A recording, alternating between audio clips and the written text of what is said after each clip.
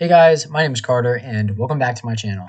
Mario Kart Wii has been a big part of my life for the past few years, and I can say with confidence that the community is not in a great place right now. In terms of viewership, in terms of player activity, in terms of world record activity, like it's not the same as it used to be.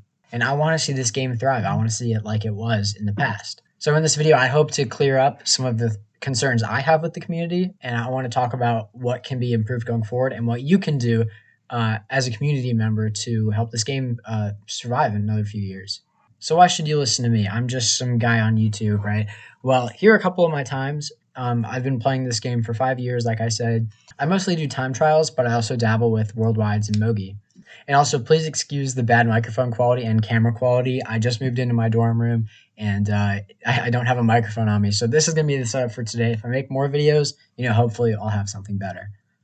So in terms of content creators, biggest ones obviously are Troy and Enmead. The thing about Troy is he's not really making a lot of videos that are made for the main base of like the Mario Kart Wii community. I don't want to say he deserves the hate because of how much he's done for this community in the past. I mean, he's the reason I got back into the community. So if we're talking about making a sustainable community and growing and moving forward, we have to give some credit to Troy. But the fact is, his videos aren't catered to players in the competitive scene anymore. He has a job to do. He's trying to grow his viewership. He's trying to make money. And I understand that's okay. That's what he's there to do. He's doing it for a living. He has to make money. He's going to try to appeal to as many people as possible. And the fact is, the Mario Kart Wii community just isn't that big. So if he's going to have a sustainable YouTube channel and be able to do it for a living, he has to appeal to other people, and a lot of them are kids. So if he were making the videos that I think the main Mario Kart community would want him to make, I don't think he would be making enough money to do it for a living. And Envy just isn't really making videos anymore, and he was our guy. He was always there to make a new time trial video. He was the time trial guy. And I don't want to say he's not anymore, but he's not making videos really. That's okay. He's like, I love Enmead. He's a great guy, but he also has a job to do. And he's starting a new career. He's doing his thing. He's living his life.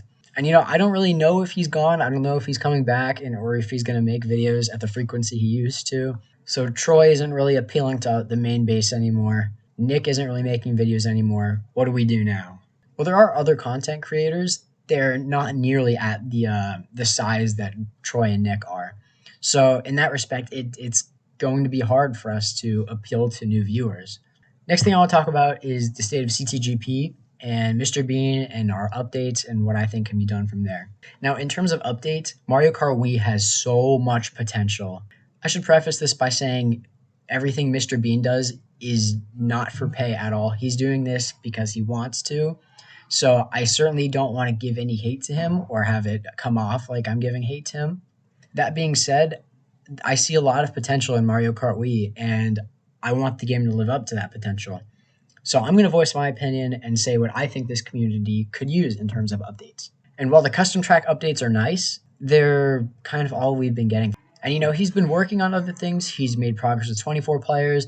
He did what's that other mode called where you have the clock and the axe or something. And he worked on knockout. So he's doing a lot. But the fact is, these aren't really the things that I'm looking forward to as a member of the community. Oh, and he did 200cc. I can't believe I forgot about that. Yeah, 200cc. He's doing custom tracks. He's doing all of this. So what should Mr. Bean do? By far, online time trials is the most popular feature that's not currently in CTGP. A lot of people like this game mode, and a lot of the time trial community would be involved in it if it were part of CTGP. And there was some drama like a few months ago, a few years ago, where Troy paid Mr. Bean to work on 24 player, or no, it was like he worked on the knockout feature. That was it. So because of that, online time trials was kind of put to the side and it wasn't prioritized like a lot of the player base wanted.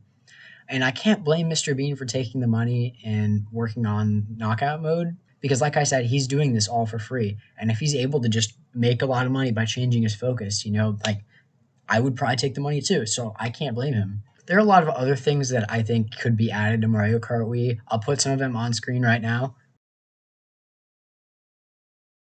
But keep in mind, all of these would take I would say, substantial amount of time to work on. I have no experience with any kind of programming or anything, but I'm sure this takes a lot of effort on Mr. Bean's part. So if any of these features could get improved or added to CTGP, I would say that would be really good for the community. And finally, the drama with the pause buffering has not been great for the community. If you don't know what pause buffering is or what the drama is about, I'll put a picture on screen right now, and then you can pause and read through it if you want.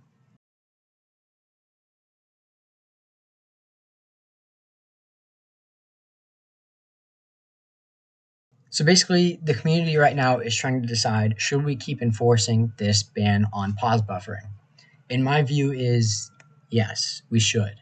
It's been proven by multiple different top players that pause buffering or home buffering makes glitches and chain wheelies a lot easier. And I think if we stop enforcing the rule, it will change the community in really, really unfortunate ways, I think. I can foresee a future where every top player pause buffers. And in order to set a time that's competitive, you have to pause buffer because a lot of these strategies just aren't consistent. And if you make those strategies consistent by pause buffering, I don't think the game would be fun anymore. If we allowed pause buffering, you'd probably see like a 110 or something crazy on RSL glitch, or a 3 for 3 glitch Rainbow Road, although that'll probably happen anyway, or a 3 for 3 glitch on Waluigi Stadium. Like you would see some crazy stuff happening. But that would be cool for like a viewer, but for the player base, I don't think that would be good. If people really want to pause buffer, we can always just create a separate leaderboard for it. In fact, for Peach Gardens, we already have a pause buffered BKT to my knowledge. I think Carter has that. And overall, pause buffering is going to have a huge impact whether we decide to uh, continue to enforce the rule or not. But I don't see a future in the community, or at least a bright future, if we stop enforcing the rule. And lastly, world record activity has been pretty lackluster, really, and Logan's been carrying it. I mean, he's like the Fox of 2023. I mean, he has an unprecedented number of world records. I think he's at 15 right now. But other than Logan, there really hasn't been a lot of activity in the past few months.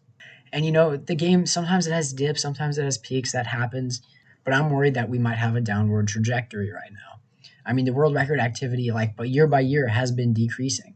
And I think the simple fact is a lot of the regular tracks are just getting really, really optimized. And while new strategies are still being, developed and implemented, it's not happening nearly as often as it used to. And that's just because we've exhausted a lot of tracks' potential. And most of the discoveries that we're getting from the task community, which, by the way, they're an incredible group of people. They're doing incredible things for the game. But a lot of their discoveries nowadays aren't really things that are RTA viable. For example, like the most recent big discovery that we've had have been Yoshi Falls Ultra Shortcut, not viable. N64 Bowser's Castle 2 for 3 glitch, not viable. So a lot of the steps forward for the task community are, finding ways to make these strategies viable. And I think that'll continue to happen, but I think the rate at which we have new RTA viable strategies is going to continue to decrease. And that's how it is. I mean, there's not much we can do to change that. This game has been out for 15, 16 years now. That being said, the community is not dead. This community is still very alive. I think we're in a bit of a hiatus right now. So what are things that you as a member of the community can do to help this game thrive? Now, if our goal is to grow the community, the number one way of doing that is by getting more viewership. So why is that the case? Well, personally, I got back into the game because I watched Troy back in 2010. I was just in elementary school, right? But I came back to the game in 2018. I looked up Troy's channel. I was like, oh, he's still making videos. And then I figured out how to download CTGP, put it on my Wii, and I've been playing ever since. And a lot of the people in this community are about my age or maybe a few years older. I'm 19 right now, so a lot of people are going to be around that age. And there's a reason for that. It's because a lot of us had the game when we were younger, and a lot of us came back to the game. Why did we come back to the game? A large part of it is going to be through YouTube viewership. Finding videos from a game that you played 10 years ago is going to be super nostalgic, and some people who watch those videos are going to have a wave of nostalgia, and they're going to go download CCGP, and they'll be an active member of the community. So that begs the question, how do we improve Mario Kart Wii's viewership? Well, I think the best way for us to gain more viewership is going to be through another Summoning Salt video. So Summoning Salt's made 2 videos now, and after each of those videos, the community saw a spike in viewers and in players. Now, Summoning Salt's made a lot of videos on Mario Kart 64, and if you go to Twitch and you go to, streamers like Matthias Roostemeyer or Dan, you'll see that they get a lot of viewers. Even Abney gets over 1,000 viewers. He's playing Mario Kart 64. How old is this game? I don't know. It's so much older than Mario Kart Wii. It is the second Mario Kart game. We have the 6th Mario Kart game. Now, Mario Kart 64 doesn't have a lot of players, and that's okay because people don't have Nintendo 64s, but a lot of people have Wiis. The video doesn't have to be about ultra shortcuts. It could be about anything. If Summoning Salt makes a video, it's going to be entertaining. It could be a video like he made with Abney. The next way of improving viewership is through you making content. We already have a lot of active community members, and we have a lot of small channels doing great things, making good content. And even if one of our channels got big, that would do great things for the game as well. It doesn't even have to be just one person or just you as an individual making videos. If a group of people came together and started, say, making world record review videos or making like world record reactions, or even just news, if someone made news coverage for Mario Kart Wii, that would do great things as well. And I think that would get a lot of people interested in the competitive scene of a game they played as a kid. Now, I would say the last way that you can help grow this community is if you get your friends involved in Mario Kart Wii. If you have a few friends that have Wiis or like played when they were younger, go ahead and invite them, have them join a worldwide or something, get them involved in the community. Now, don't be annoying about it. Don't be like, here, you have to download CTGP. But even if you just go and play a few games with them, that would probably be enough to get them to watch some more videos, and maybe they'll check out some of our content creators, and that would do great things as well. And they'll watch the Summoning Salt video, and they'll be inspired to get CTGP themselves. So as an individual, get your friends involved. So that's about all I have to say. I think this game has a lot of potential, and I want to see us thrive, and I want to see the competitive scene continue to be active. And the World Cup just happened like last month, and that had really good viewership. So this game is not dead by any means. So I don't know if I'm going to keep making Mario Kart videos, but I definitely feel strongly about this. So I just wanted to get my voice out. So let me know your thoughts down below. I'm curious what other ways that you guys might be able to help grow this community and help us move forward. So thank you guys for watching, and I'll see you next time.